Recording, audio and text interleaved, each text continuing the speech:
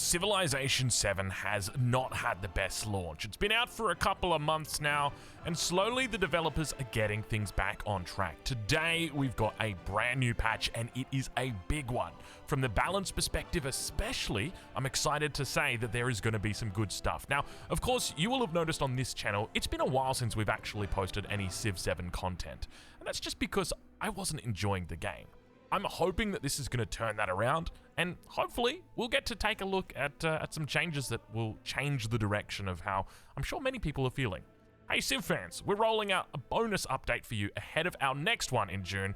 This update adds the new Pangaea Plus map type, several balance passes to leaders and civs, an expanded human player limit in multiplayer, and addresses a number of player-reported issues. We've also encountered work on improving the UI, refined AI behavior to make opponents more competitive, and tightened up overall game polish. Looking ahead, we'll also be sharing an update check-in soon that'll give you a look into what's coming up next. Until then, here are some changes the team is hard working on and planning to include in the June update. So this is going to be coming in addition next month. Number 1, large and huge map support, Steam Workshop support, improved game setup options, new religious beliefs and balance, new city-state bonuses and balance, new town specializations and balance, specialist balance, treasure fleet improvements, and UI and quality of life improvements. So these aren't going to be coming today, but they will be next month. So look, we'll talk about it next month. Obviously, these are all things that we're excited about. Good stuff. Let's get into it. So first and foremost, we've got Pangaea Plus. Now, I just want to start by saying this is an incredible inclusion. Having a look at this map type. So the way that it's going to work is you've basically just got Pangaea, and then it's got archipelago around it. So instead of having two big land masses, you've just got one. And this just makes so much sense to me. I don't know how this has taken so long to come into the game, because this is how Civ should be played. At least in my mind. I've always been a Pangaea kind of guy. But essentially, your treasure fleets are going to be spawning out on the edges of the archipelago, or the treasure fleet resources. And then obviously it's all about, stealing the archipelago away from the enemy. So I suspect that's probably going to be quite good in the sense that it's going to promote a lot more warfare over there, because previously you just go and settle the big continent and you get your treasure fleets that way. So yeah, anyway, we've also got a leader and civ balance pass. There's also a change to the multiplayer limit. I'm not going to get too much in the weeds with this kind of stuff. If you want to check it out, I'll leave a link in the description, and let's zoom in there for you. So let's get down to business, because we got a balance patch, and balance is always such a fun thing for me because it allows you to play new leaders and do things, because you always want to play the best. Anyway, let's dive in and take a look at what we've got. First and foremost is Freddy Oblique. You now gain an infantry unit whenever you complete a tech mastery or construct a science building instead of just from construction. So previously it was only from the construction. Now you get it on a tech mastery as well. Now, it's important to remember that when you construct a science building, you get an infantry unit. That's a scaling bonus, because if you've got 4 cities, you build 4 libraries, that's 4 infantry units. Whereas with a tech mastery, it's not a scaling bonus, because you only complete that tech mastery once and you only get rewarded for an infantry unit. However, in saying that, it will be a significant bonus to him, especially in the early game. There's quite a few tech bonuses that you can get. The masonry one is definitely one. The writing one is also another. So these two are going to help compound that early game strength. By the same token, we also see Fred Baroque is going to be picking up a new infantry unit when you complete a civic mastery and construct a culture building. Also added +1 culture per age on displayed great works. Very interesting. So let's read what the dev said about this. Frederick's one of the leaders that rewards you for pursuing scientific gameplay goals, and we wanted to make sure the reward was significant enough to make it feel worth it. Now your scientific bonus can help field an army to defend your empire of scholars. I never really thought about him as too much of a science kind of guy, but I guess that's definitely one of the ways you can look at him. And we've continued to mirror the abilities of both Fredericks, but without the boost to commanders. This Frederick persona was falling a little behind. We added a little culture here to keep both versions even in power. I do like that, and I think this will be a really nice change. So we're going to have to give it a go. We're going to have to play some Frederick and actually not make a single unit and just do it all through our buildings. Hatshepsut added +1 culture per age for each unique resource you have, instead of +1 culture for every Oh, I love it. I love it already. This is incredible. +1 culture per age for each unique resource you have. So if you think about it from the perspective of the capital, right? If you've got 2 or 3 resources in the cap that's unique, that's +3 culture from the beginning of the game. You're going from 10 to 13. That's massive. That's huge. We saw Hajepset struggle to use her unique ability outside of the Antiquity Age, especially as the war-heavy gameplay of Modern made maintaining trade routes difficult. With these changes, we hope to continue to incentivize trade to acquire every kind of resource. Am I reading that right? +1 culture per age for each unique resource you have. That's really good. That's like +2/+3 culture from the beginning of the game. That's so good, man. Himiko, High Shaman. Added +2 happiness per age on happiness and influence buildings. Definitely the right call. Happiness is not particularly, like, don't get me wrong, it's nice having happiness, but at the same time, it's not, you know, +2 happiness versus +2 production or +2 science, right? Like, you don't care that much about the happiness. Added +50% production towards constructing happiness and influence buildings. Hold on. How much are we talking here? Can I just get a quick look over this? What do we got now?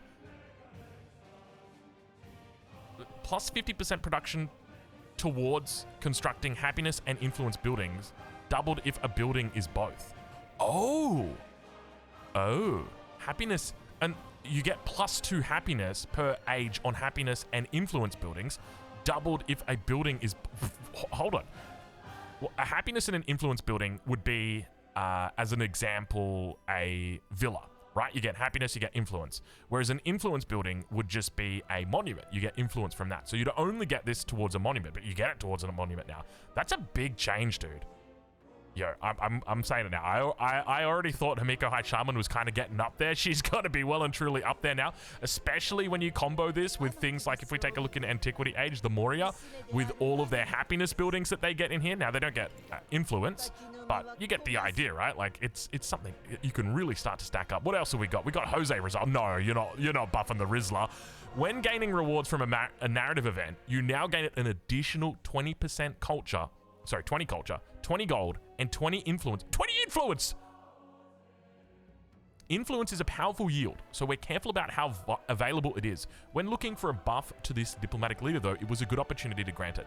I still think, despite being a few months after release, we still don't know all of the triggers yet for narrative events, but there's like a whole bunch of different things that you can get. Like, you know, you get the first rice, and then you get a narrative event related to that. So once, I say this, you know, as somebody who's played quite a bit of Civ 7, but once I learn all of these narrative events for the Rizzler, then he's going to absolutely rizz his way to victory. There's no way, there's no doubt about it. He's already, in my opinion, quite a good leader now.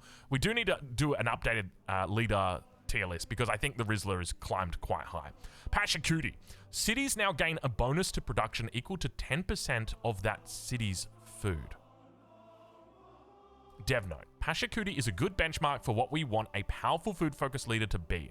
With the current food curve changes and general balance tweaks we've made, he was falling behind. Okay. Alright. So you're telling me...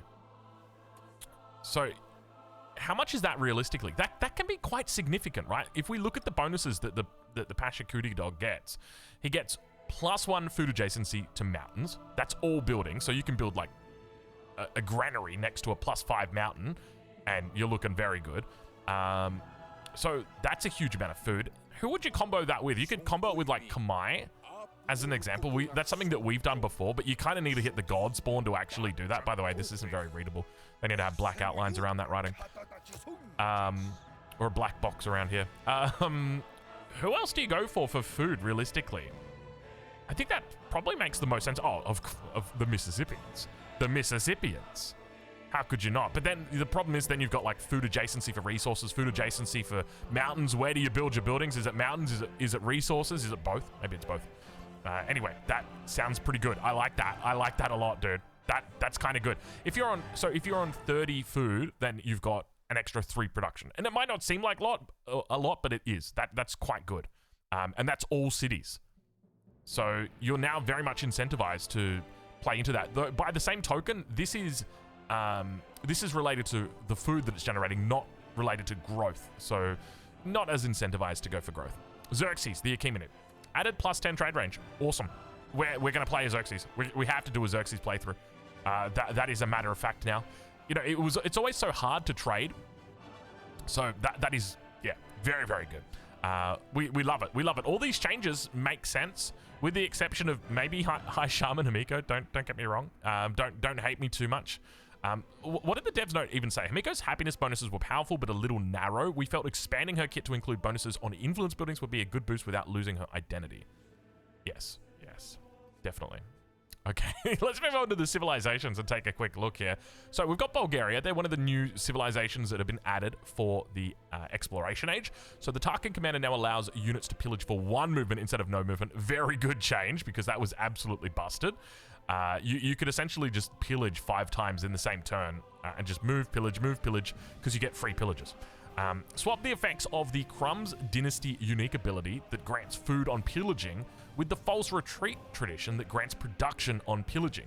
When age transitioning, you'll now inherit... okay. Yeah, okay. So the main power for civilizations isn't actually the bonuses that the civilizations have, right? Like, if you look at the Mississippians, we don't care about the pot cop. We don't care about this trader unit. The Burning Arrow is pretty good. But what we care about are their legacies, right? They've got a whole bunch of unique civics.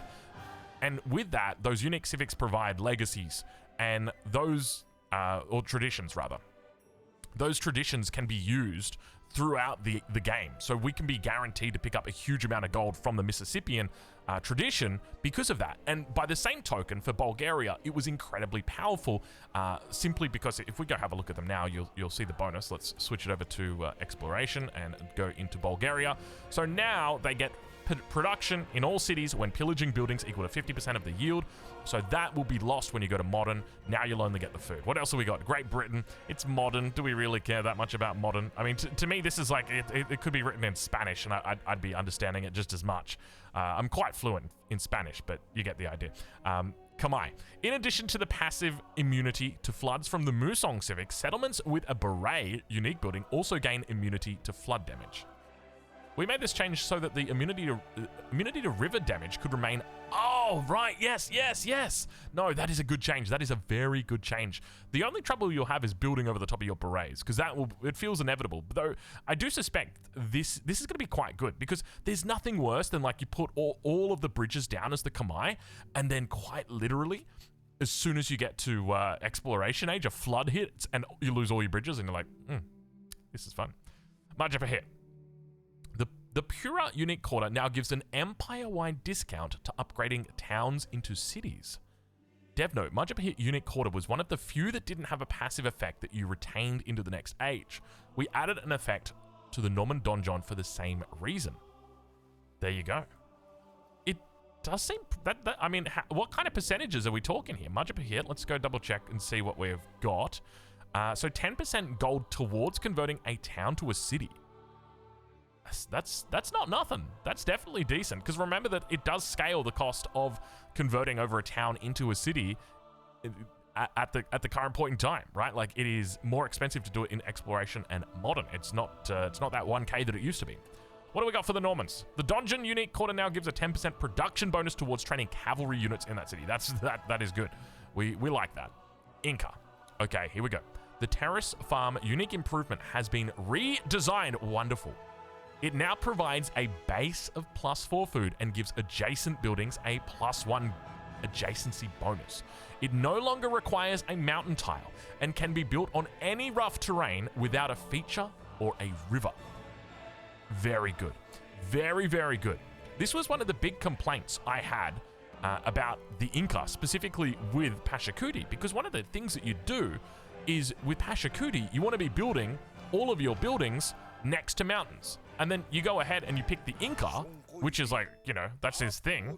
And then it's like, hey, actually, you need to build terrace farms next to the mountains. It's like, I can't. I built all my buildings next to the mountains. Bad luck. Well, not anymore. Now they've actually fixed it. Pachacuti's got quite a few big buffs coming through here. So I'm sure that's probably what they're mentioning. While requiring a mountain nearby reflected a historical reality, it got in the way of gameplay more often than not. Very true. We considered buffing the terrace farm to be extremely powerful to make up for its placement restrictions, but elected to let you play with your civ's unique options more often instead. I like it. I think this is good. +4 food is quite nice, and +1 gold adjacency bonus. Can we just talk about this for a second? Because I'm going to assume right now that this actually stacks. So as an example, let's say that you had...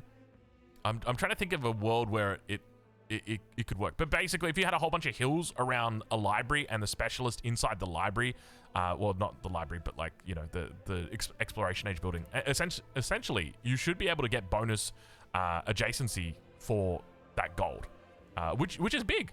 That's good.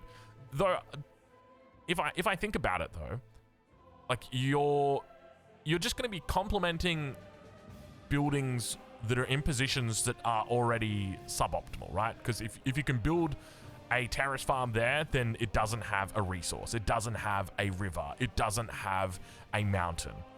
So, yeah, anyway, let's move on. Russia. Once again, we've got a modern era. I'm sorry for skipping over the modern era. To me, modern era I just click next turn and I win the game. Songhai. Which I will just say right now is something that we need to talk about. And we're going to get to that. I don't know whether we'll get to it in this video, but we need to get to that because that's a problem. Songhai. The initial description you see on Songhai's abilities now highlights that it can produce treasure fleets in the homelands with the Counter-Civic. The value of these treasure fleets was increased from 1 point to 2 points. So now, basically, if you just like playing on the single continent, there you go.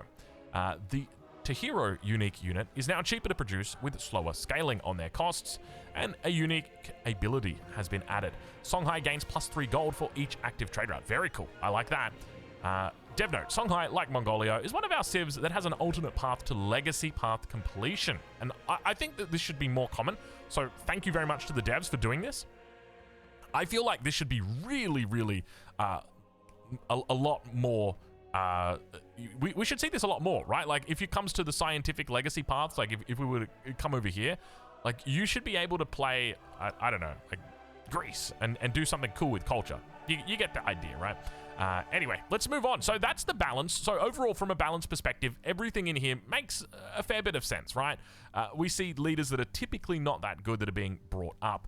Pashakudi, Xerxes. We interestingly didn't see any nerfs, right? So they're not hitting the other Xerxes. They're not hitting any of the big science, Hamiko as an example. Everything is sort of, we didn't see a Tubman nerf either. So everything, they're kind of raising everybody up rather than pulling things down. And by the same token, we didn't see like a Mississippi nerf in here, despite, in my opinion, them being by far the best civilization in antiquity. But let's get into it. Let's talk a little bit about the gameplay, because overall for the balance so far, these have been amazing changes. So shout out to the devs. Well done. Looking good so far. What do you got for gameplay? Addressed a reported issue where the AI was not using the Great Banker. I had this one. He, I think what the issue was that the Great Banker wasn't able to transport to different cities, if I remember correctly. Like the AI doesn't know how to do it. They're moving them to the cities just old school way. AI is now more thoughtful when placing unique quarters. Very good. This also means that now war is a better option, because if you're going to be capturing a city that's got a unique quarter, it's actually built now, whereas like it's just not with the city center. You know what I mean? Anyway, AI now suffers less damage than the player on deep ocean tiles when playing a high difficulty game. Good change. Addressed a reported issue that AI was ignoring enemy units outside a settlement when at war and launching an attack on an enemy settlement. Let's read that again. Addressed a reported issue that AI was ignoring enemy units outside a settlement when at war and launching an attack on an enemy settlement. Oh, right. Is that... So you can go and attack them and take their stuff and they'll ignore it? Is that what they're trying to say? I don't know. I think it's worded a little bit weird. Either that or it's just... What's the time? 12:45 a.m. for me. It's a little bit early in the morning. Improved AI's commander pathing to be more adaptable. AI now only offers peace to human players on a team. What? Where's the context in this? Dev note, if an AI is on a human team, the AI cannot offer peace to others. Wait, when you say team, you're not talking about team, right? You're talking about like an alliance? Or are you talking like a team? But can receive peace deals and accept peace. Oh, no. They're talking team. Is that what was happening? If that was what was happening, that is so funny. The AI was just like, peace. And everyone was just like, oi! Oh, that's quite funny. AI leaders will no longer fail to immediately attack targetable enemies when having a ranged unit on a settlement city center. Diplomacy. The influence cost of the levy unit action now equals its production cost. Open borders are now lost after an alliance is accepted, rejected, or lost. Right, okay, sure. The player's spent influence is now properly applied to an AI ally's war support amount. Multiplayer relationships are no longer reset from the previous age when committing to an age transition while playing on a team. That's a good one. And fortified districts now properly damaged or destroyed when the Open the Gates espionage action is completed during exploration gameplay. Environment. Addressed a reported issue that the previous age buildings were being removed when repairing a current age building in the same district. Yes, I had this issue. It wasn't... No, wait. Was it that? I think the issue was that the buildings were disappearing after they'd get struck from a natural resource. Maybe that I think that might be intended, right? Like you lost the monument because a volcano erupted and the monument it's gone. Volcanoes now spawn in tundra and are less likely to spawn adjacent to each other. Oh, that was always fun. We always liked that. Standard start position maps, the spacing is now fixed so that there are 2 tiles of ocean on both the north and south poles. Very good. Economy. The missionary unit now properly gains additional production when trained in a city with the incense resource, because it wasn't before. Fishing boats on reef or resource tiles will now properly receive the +1 happiness bonus when playing as Hawaii. And wine now properly gives a happiness bonus to the capital when the resource is improved. I didn't know that it wasn't. There you go. Independent powers. The Mensari, Gabara, and Kolsgok city-state bonus now grants gold for only 1 bridge in a settlement. Rest in peace, the bridge enjoyers. Distant land civs are no longer valid targets for independence insight raid ability. I'm confident that has to have happened to me at least once. Independent powers will no longer display negative influence costs when attempting to befriend, and dispersed independents no longer retain white dotted tiles. Oh, that was so annoying. Very good. Duplicate independent powers will no longer appear. I don't think I ever saw a duplicate independent power, but that's interesting to know. And miscellaneous. A tutorial has been added for Legend Unlock that can be found in the Attribute menu. The Purchase menu will now display things that are unlocked but too expensive at the time. When spawning a migrant unit, there is now a tutorial and a Civilopedia information. And prevented frame rate dip occurring when moving cursor across a series of plots or hovering over cities. I wonder if they prevented... It definitely feels like it's still in the game when you open up the city screen. It feels like there's a bit of an FPS drop that happens there, but maybe they talk about that later on. Look at the changes. Holy moly. Dude, we're 22 minutes into this game. Can we get to the... Hold on, let me get to the UI first. Alignment and spacing. Wait, it's literally all alignment and spacing? Come on. Come on. I mean, I know that there's some people on Reddit that'll be really happy with that. They'll be like, it's finally playable. The war support bar no longer overlaps the UI when adding war support over +28. Now we can rest. Civ 7, at this point, expect the reviews to just magically hit 100%, dude. There's one guy thinking that, at least. I am that guy. Military. Secondary unit combat strength effects from all resources have been removed. Dev note, additional bonuses against particular unit types ended up just making some units like infantry underpowered in most situations. Definitely agree. We're looking into other ways to differentiate unit types so that they can each have situations where they shine. I like that. That's a good change because I wasn't a fan. The Shida Fu unit can now be trained when cities other than your capital reach 10 population during the Antiquity Age. Lovely. That's a good change because that was a bit frustrating. Trade caravans and ships can no longer receive damage from the plague when a trade caravan or ship passes through a plague settlement. Very good change. Can we just remove the plague? Or at least give something to do when you're, like, can we try and stop it? I don't know. Like, can we enter a lockdown or something? I don't know. I just triggered half of the audience. Maybe we don't have to enter the lockdown, guys. It's okay. Addressed a reported issue where units failed to gain combat strength when the player was adjacent to the enemy combat unit after unlocking wartime manufacturing. Hexes surrounded by the target commander are no longer revealed when the player activates military infiltration action, and army commander units no longer gain double XP when using their abilities to attack. That is no longer the case. Okay, there you go. Squadron commander units now respawn on an aerodrome when defeated by an enemy unit. Several units can no longer be used on opposing civilizations commanders. I don't even know what that means. Can no longer be used on opposing... Oh, I get you. Okay. The unique units that you get. Yes, because this guy, as an example, he gives he gives a level to commanders, but they're saying that you could have given a level to an enemy commander if you wanted. Very cool. Raising penalty Raising penalty no longer grants free war support against you, and instead now doubles the usual influence penalty from conquest. Hold on.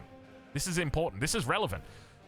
Raising penalty no longer grants free war support against you, and instead now just doubles the usual influence penalty from conquest for the rest of the age. The usual influence penalty from conquest. Can someone in the comments explain what this means? Naval units now, is that just showing how little I conquest? It's like, I'm like, what is attacking? Naval units now heal when resting on neutral coastal tiles in the modern age. Enemy naval units on a player's navigable river urban district can now be attacked by melee units. Hold on. Enemy naval units on a player's navigable river urban district, so on my fishing key, can now be attacked by melee units? So if you're in, oh, that makes sense, right? If you're in my fishing key, I can send my my cavalry units. That doesn't really make sense. I mean, there was that one case in like Finland 150 years ago, but we're not freezing over any fishing keys today. An embarked ranged unit's movement points will no longer be consumed when an enemy commander orders the unit to focus fire on a hostile unit. Nice little change. Religion. Change Great Works behavior so they only automatically unslot on a decrease in slots instead of on an increase. I never even realized. That explains so much. Civilopedia. Couple of changes they've added in for that one. Controller specific for you folks playing on consoles, or for you folks playing on PC that just like to play with the controller. I've been there before. It's nice just to sit back. Sometimes it just feels better. General. Oh my god. Oh my god. Okay. There's so much, dude. These guys are doing work. We're going to say that right now. Diplomacy. Status. Icons. On leader portraits in the ribbon, now open the relationship tab in the diplomacy menu. My keyboard just turned off. I have LEDs on for some reason, and they just turned off. Must have got tired. What's that? Like a 25-minute timer? Something like that? Anyway. Oh no, we've been alt-tabbing. Improved graphic fidelity on several UI elements in the menus. Updated the unit has moves icon. Happiness status icon is no longer missing when viewing an AI's city banner. And when placing a building, the walls icon will no longer take a slot on the map. Very good. In the promotion menu, lines to locked promotions will no longer appear highlighted. Addressed reported issue where the unit panel of the army commander would linger on screen when deselecting the commander. I've had that. The religion icon under the settlement banner no longer remains red when a player fully converts a settlement with a religion during exploration and gameplay. Hey, can I just go up here and check the Civilopedia? Did you add an entry on like what the hell those religion things mean? I kind of know, but the red was confusing. Was that a bug? So basically, it's meant to always be your color. If obviously if it's yours. So it no longer remains red when a player fully converts a settlement with a religion during okay. I'm assuming it means like the other player, right? Anyway, we'll get to it.